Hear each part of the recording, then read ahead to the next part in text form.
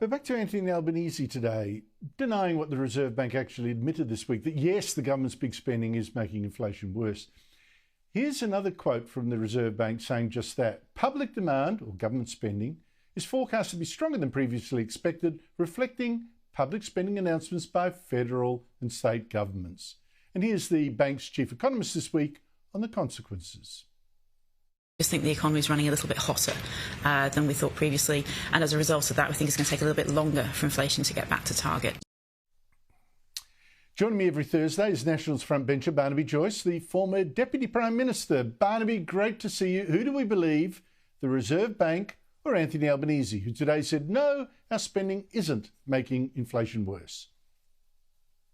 Oh, Andrew, that's a tough one. That's a tough one. Do we believe the head of the Reserve Bank, a senior economist, a whole suite of senior economists, or do we believe someone who's been in politics all their life giving a political statement?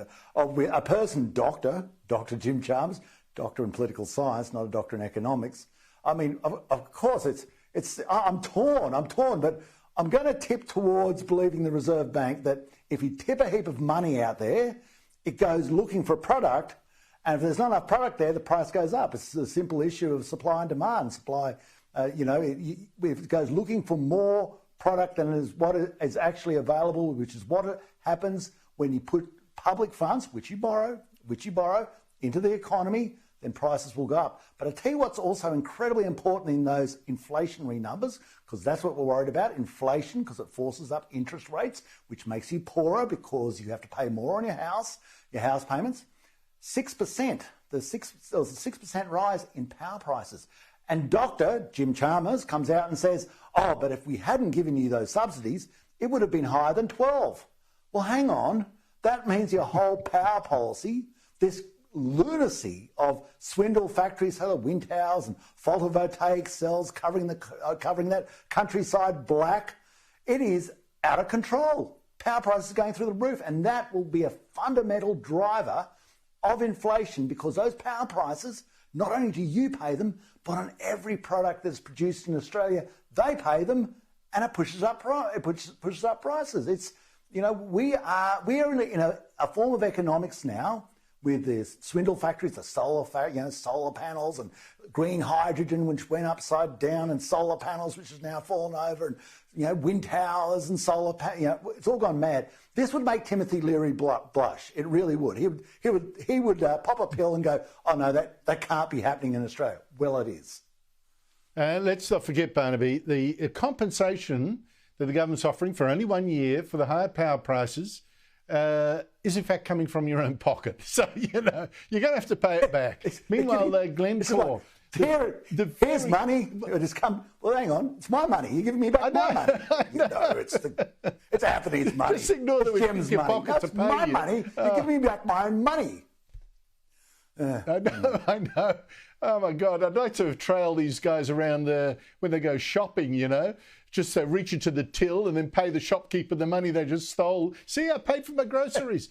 Meanwhile, Glencore, very woke company, has been forced, Barnaby, by shareholder revolt, to scrap its woke plans to sell off its very profitable coal mining operations. The shareholders have loved the dividends. 95% of them said, don't sell this off. What are you saying? Now, Glencore explained this backflip was in part due, I love this bit, in part due to evolving views on environmental, social and governance. Translate that for us, Barnaby. No. What this means is one of the greatest returns you could get on the stock market were coal companies, because the demand for it is going up, the usage of it is going up, and we produce coal. But back into the Timothy Leary economics of Australia, we're saying, no, not only must we have swindle factories and paint the fields photovoltaic black and have a crack of green hydrogen which falls over, subsidise solar panels which China produces cheaper and that's falling over.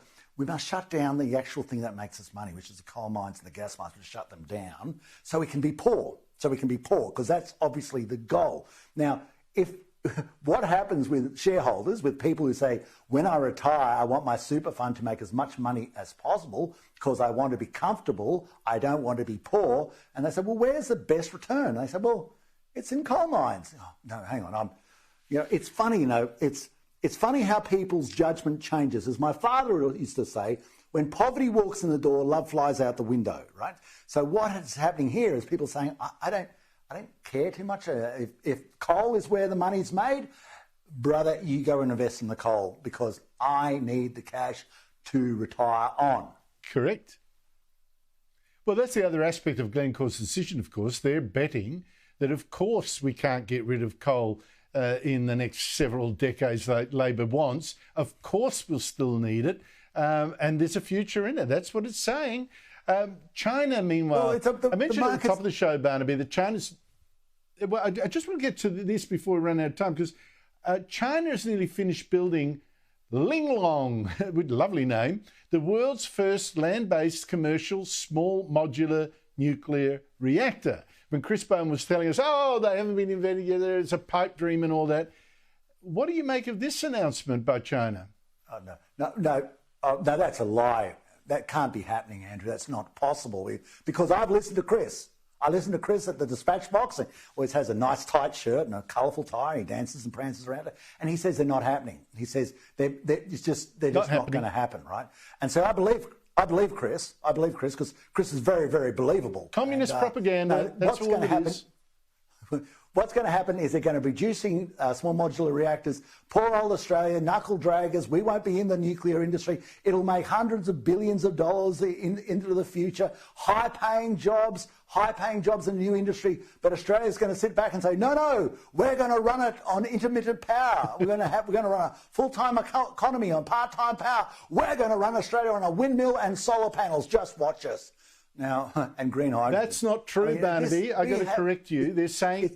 No, Barnaby, I've got to pull you up. We can't have misinformation. They're going to run it on wind farms, yes, and solar farms, yes, and car batteries. You forgot that latest announcement by Chris Bowen. And car batteries for when we're short. So don't forget that. You've got to duck home because I'm about to... Yeah, you've got to duck home because I want to iron my clothes. You know... Absolutely correct. Working from home has got some benefit for the government. Mate. Yes, exactly. Barnaby Joyce. Economics, here it comes.